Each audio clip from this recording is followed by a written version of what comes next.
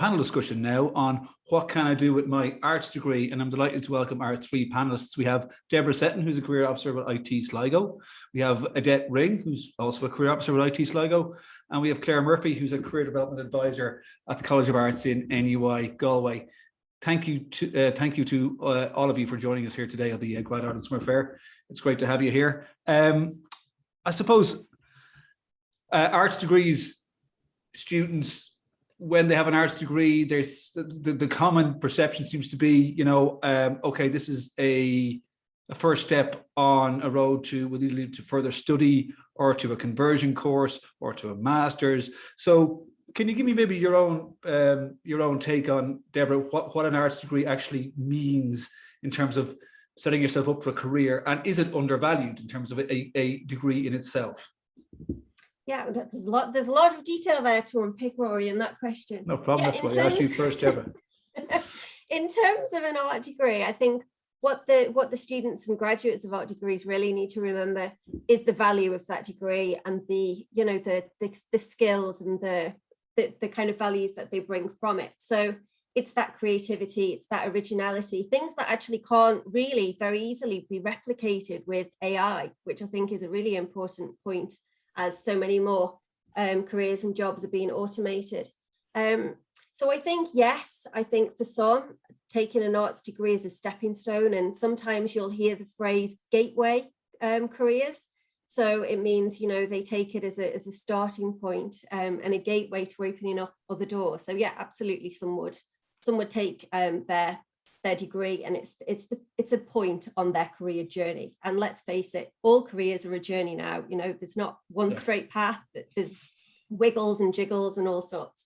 So yeah, what we find, which actually is probably, it doesn't necessarily reflect the national statistics. When I was checking our class of 2018, which is the most recent graduate outcome survey that we have, 80% of our Bachelor of Arts students are actually in employment 9 months after they finish their course. Now, that doesn't mean they're in their ideal career at that stage, but it means they're out there, they're applying some of the skills, they're building new skills, and they're considering maybe their options and where they move from there. Okay, thanks very much, Deborah. And to people who are here with us on the session, you'll see a poll will pop up there now on the platform. So please feel free to participate in that, and we'll come back to that towards the end of the session, as we will come back to address any questions which you can just put in the Q&A function, as you'll see on the platform. Claire, if I could turn to yourself as someone who specialises very much in arts, what's your own take on the value of an arts degree, and are there any careers for which an arts degree is a particular advantage? Yeah, so thanks very much for having me. So I'm an arts graduate myself, so I'd have very positive things to say about an arts degree. So in terms of careers stemming from an arts degree, it's very varied. Within NUI Galway alone, we have 55 arts subjects. And one thing I'd really like to clarify is that employers are now stating that they'd actually like to hire people based on their skills as opposed to their subject-specific knowledge. So that's a really good thing for arts graduates, and it means that, they'll have more flexibility, they can compete with other people from degrees, but more so it places the importance on developing skills throughout their degree. And as a career advisor, I would say one of the most important things that any student can do for themselves, whether it's an arts student or, someone doing a commerce or science degree, is to research what they want to do and develop themselves throughout college. So I would say get early advice on careers, research your options, and also think of the short-term and the long-term implications of your subject choice. So I would say, choose subjects and modules that appeal to you, but also try and develop skills around those subjects and modules. So arts graduates are very lucky in the sense that, most arts graduates come out with very good communication skills, writing skills, teamwork skills, good time management, project management skills. So it does make them very, very employable. And I would say that, careers nowadays are very individual. It's up to the individual as to the career they want. So the best thing they can do is research and plan. Okay, thanks, Claire. Adette, when students graduate with their arts or their humanities degree, What sort of value do employers place on skills learned within these courses? And, for the students themselves, what should be their thinking when they say, okay, I will maybe look for a job with the degree I have and the skills I've learned, or I'll look at further study? What should some of their questions be that they should address to their career service when making those choices? Thanks, Rory. Firstly, thanks very much for having us on, and greetings from the west of Ireland, everybody. You're really blessed that you have 3 fantastic people from the west of Ireland here today. But I suppose what I think is fascinating about arts degrees is, on one hand, you have people, particularly employers and people maybe that don't understand what an arts degree is, and they can be very negative about arts, because you'll hear this comment, oh yeah, I did an arts degree. But when you examine even employers that I've spoken to in the last couple of days about an arts route, every employer out there, every single employer in Ireland, have people on their payroll at the moment that came through the arts programme. So the first thing about an arts programme is its versatility. You talk about skills. Every employer wants somebody that can think on the job, is up for a challenge, and is versatile. They can go in and meet with the CEO, but they can also go down and sort out a union problem. So versatility is what you get, number one, from arts. But I think, we talk about employability skills all the time. How employable are you? And you've all of these students that get 600 points in their leaving cert, but are they employable? No. Are they able to go out there and engage and get the job done? No, they're not. But if you look at the art students, they are. And I had, even last Saturday, I was dealing with the Mayo Sports Partnership down here in Mayo. They launched a try program for lots of different people in this area that have embraced exercise. 3 of the people that spoke at that Mayo Sports Partnership came from an arts background, 2 from Galway, 1 from UCD. They were all in different roles, and that's what I would say to anybody listening today. If you are an arts graduate, if you're thinking about doing an arts degree, you can basically go into any career. Deborah used the word gateway. I use the word foundation. An arts degree is a foundation to any career. If you look at Baxter Healthcare, Abbott Healthcare, they're 2 of our biggest employers in the west of Ireland. Both of those companies, while they're predominantly science-based, they will always hire arts graduates, because arts graduates will give a personality to the company. They will give that employee that can engage, that has time management skills, that has negotiation skills. It's not about all looking into a little petri dish or a lab dish. It's about the person that can be anything, and an arts graduate is that person. And we had a session this morning with Marie Keelty from TU Dublin on transferable skills and and the value of them. And would you say that arts graduates are particularly strong in terms of developing transferable skills? Definitely, I would agree. I know Mary really well, and she's fantastic when she speaks about transferable skills. But an arts graduate, you can find an arts graduate no matter what employer whether it's local enterprise, whether it's the big employers, the small employers, the medium, middle size, the multinationals. But in their ranks, there are always arts graduates. Down lately, what I've started to do, and I know it's something that I find very useful as a careers officer, no matter what agency I deal with or contact, the first thing I ask the person I talk to is, what degree do you have? What graduate are you from? So a driver test centre, the manager of the driver test centre is an arts graduate from UL here in Castlebar. The Marine Institute has a huge agency in Newport. A lot of people listening will know Newport because it's always, apparently, there's a place called Furnace over there, and it's the hottest part of Ireland on days that obviously I don't live here, but apparently it is.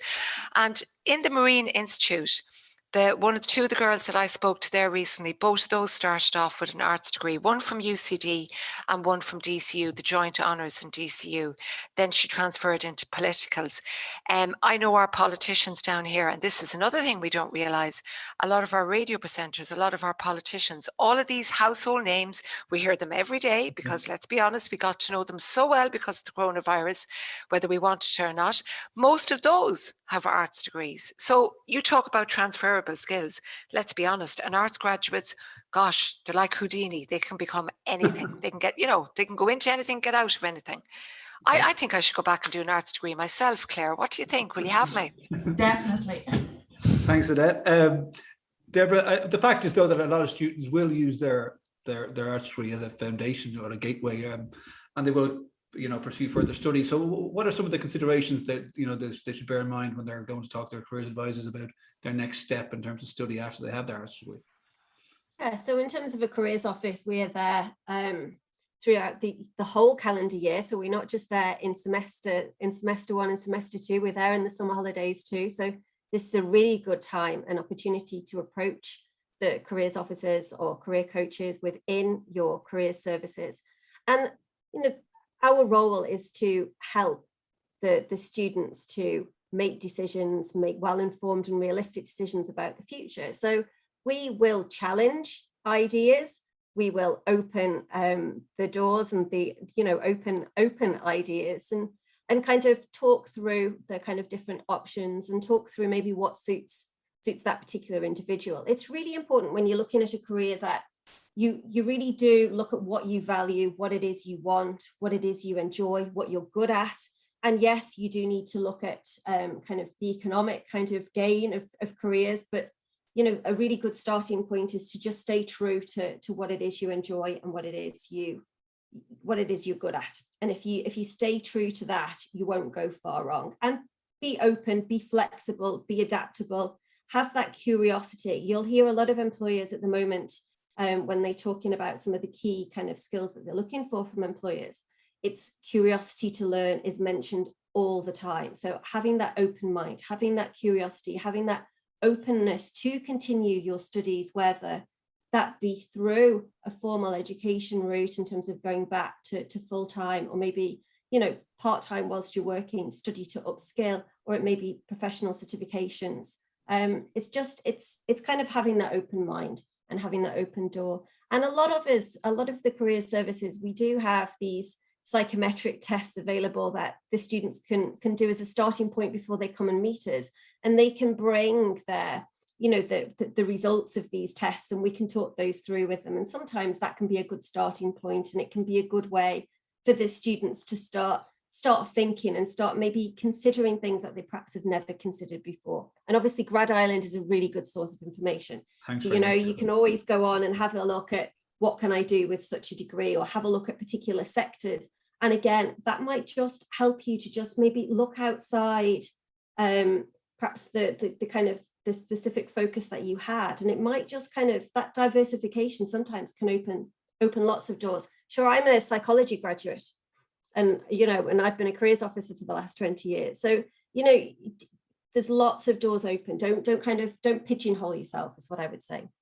Thanks very much, Deborah. Some great advice there. Claire, as someone who specialises in this in the school in the College of Arts in anywhere Galway, is there any magic mix when it comes to arts? And I know obviously every arts degree is valuable and every subject is valuable, but I'm just from your own thoughts on this. I mean, are there only three, if we go along the basis that most arts degrees, to the best of my knowledge, would involve three subjects, are there any three in particular that you think are particularly versatile when it comes to being appealing to employers? And it's a bit of a tough question to land you with that one, but yeah, it is tough. I mean, in NUI Galway alone, we do have 55 arts subjects. Wow. And generally students would take 3 subjects in first year and then specialize in 2. But in terms of the number of careers stemming from particular subjects, I mean, there's a huge variety within English. It's a very popular subject. People have studied it at second level. They may know what it entails. You have like publishing, journalism, writing, theatre studies, you could be a screenwriter. There's so many careers out of that. Geography is another one. There's a huge amount of new emerging careers from geography, because we are investing more in the environment, in energy and environmentally related careers. And another one that would probably be quite popular but have obvious career paths are the European languages. So I would probably never say that one subject makes you more employable over the other, because, careers is a very individual thing, and what's appealing to one person may not be appealing to another. The general advice I would give to anyone pursuing an arts degree is that you need to research. So research early on, engage with your careers office early on. They will help you with the research. All our resources are now online. We have a number of events, videos, information packs, everything is online, easily accessible. And I would say engage with us, but engage with us early on. So not when you're finished your degree, but when you're in the middle of your degree or at the start of the degree or as soon as possible. And then the other piece of advice I would give is experiment.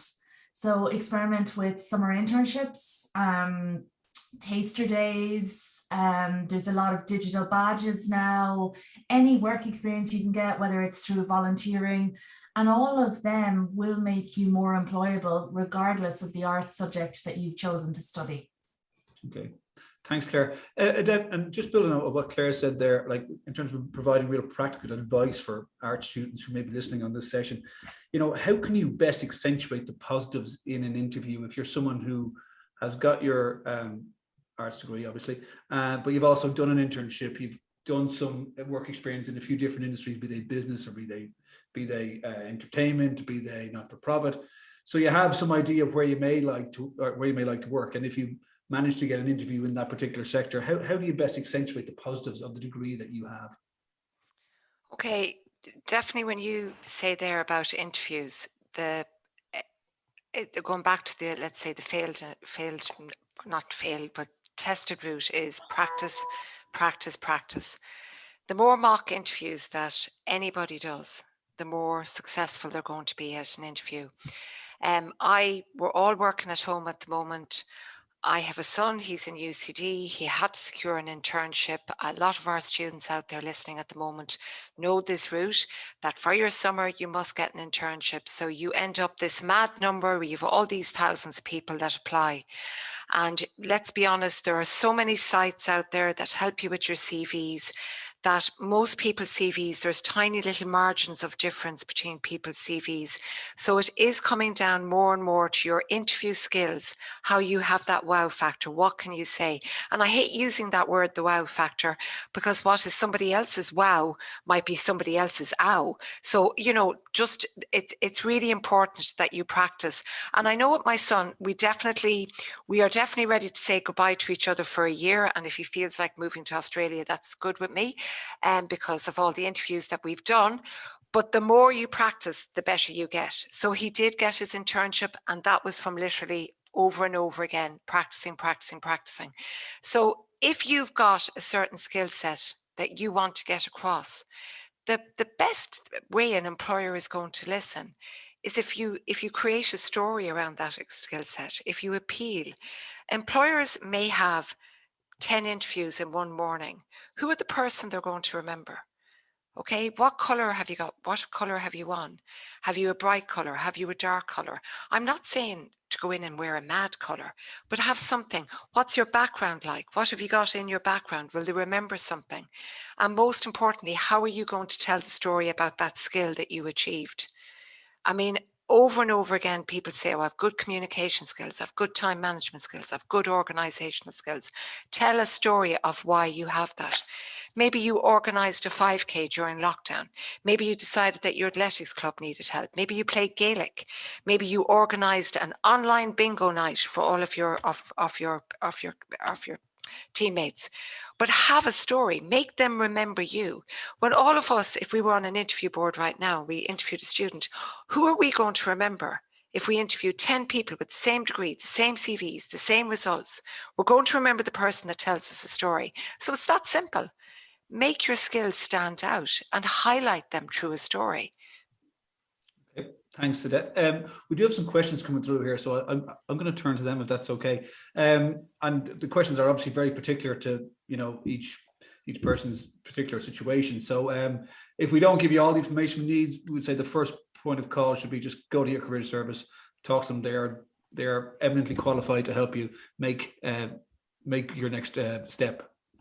So that's what I have you on the screen. There's a question here. Someone who has a Bachelor of Arts degree in physical education teaching, but they're considering a career change and they don't want to do teaching.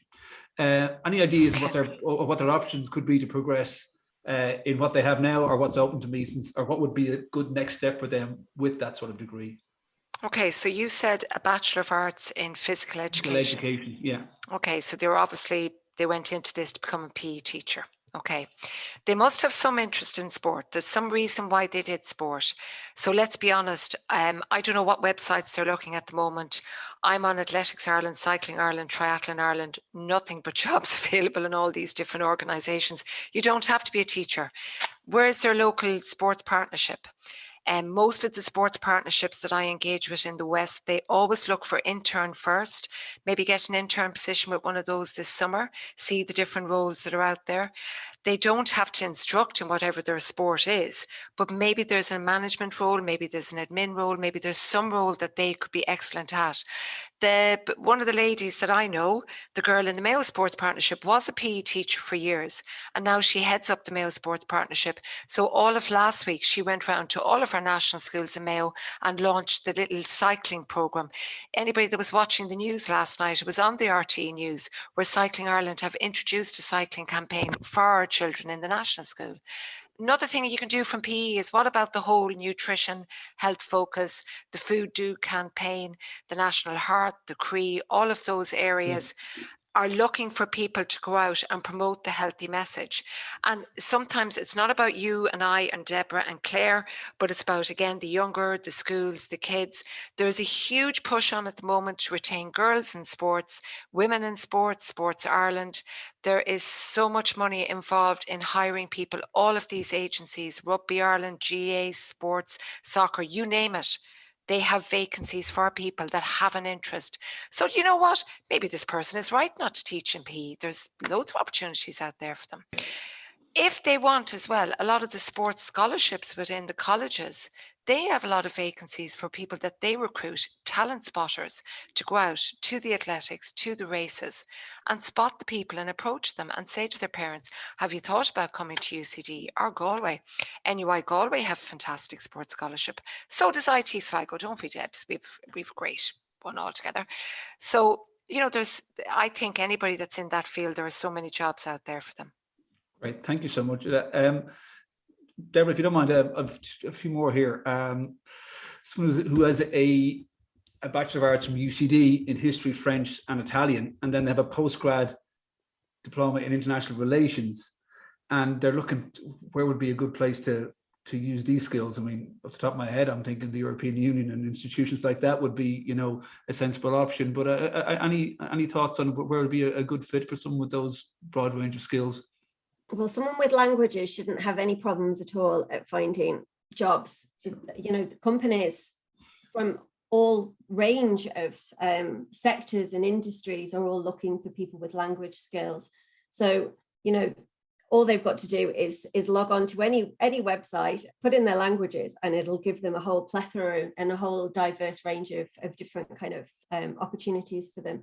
I think what it's about doing is thinking, how do they want to focus those skills? So in what kind of role? Is it in a people management, a public relations role? Is it that they want to go and maybe work within kind of maybe a mediation role, a business role, a management, a buying, a sales? You know, there's loads of different potential roles that they could use with those languages. But yeah, I think it obviously sounds like that particular individual has a talent and an ability with languages.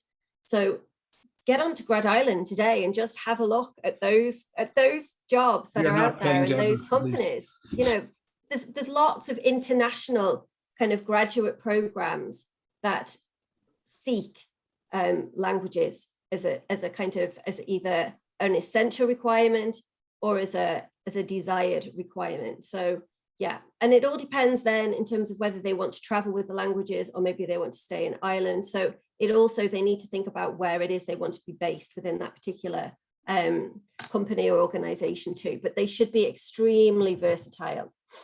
Okay, thanks. And obviously with the postgraduate diploma in international relations, things like international institutions or state level bodies will obviously be a relevant fit as well. Claire, there's someone here who's completed a degree from NUI Maynooth in marketing sociology.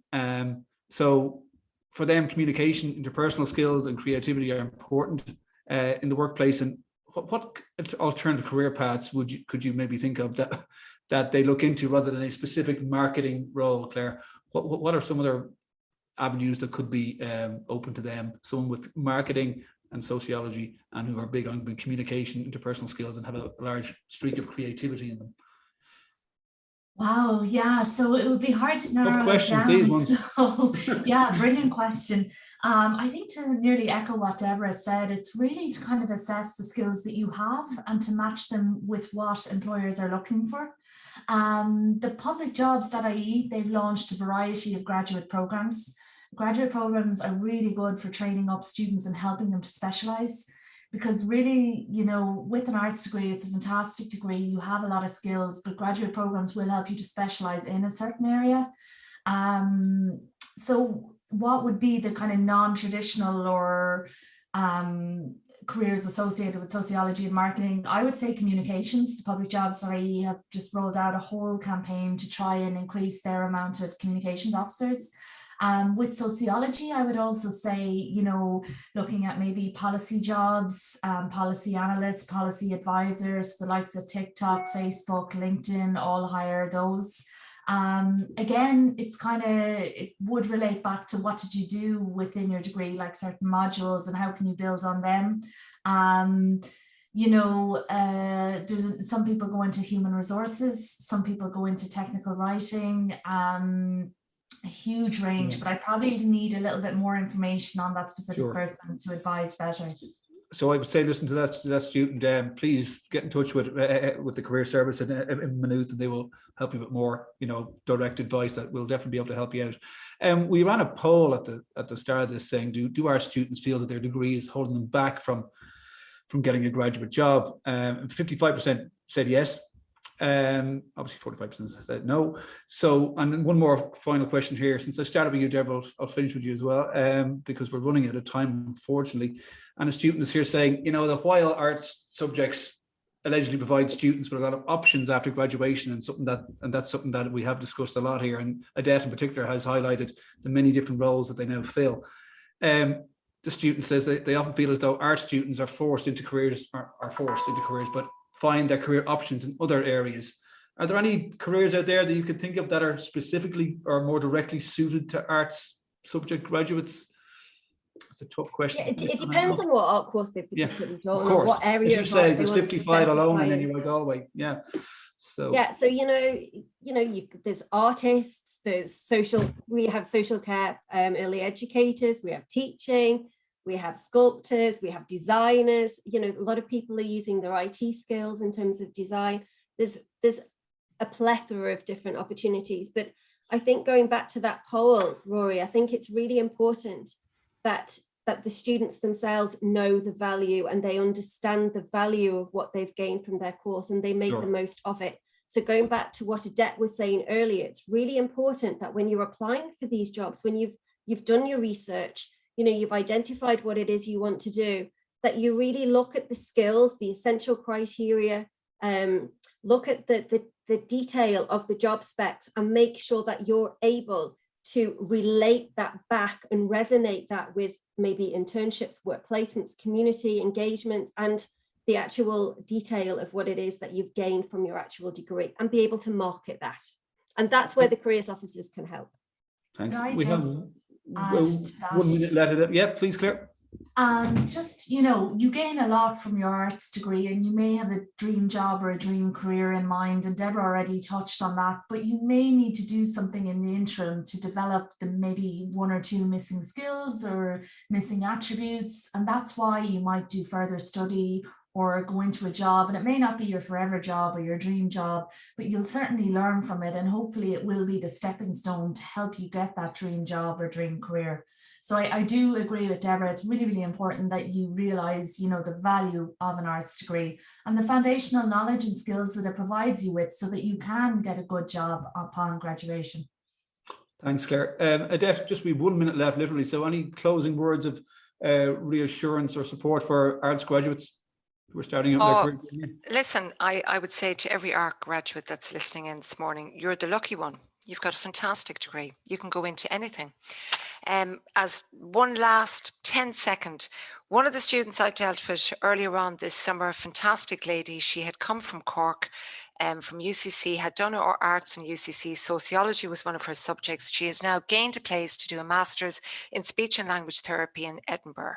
So there's a huge big gap going from sociology down in Cork over to speech and language. Another girl, and Claire can speak a lot better about this than me, I'm very interested in doing psychology, use the arts program as a backdoor into psychology by picking psychological studies in second year in Galway and then moving into the conversion, the graduate program, that I believe honestly what Galway do in this program is one of the best in the country, and I really mean that.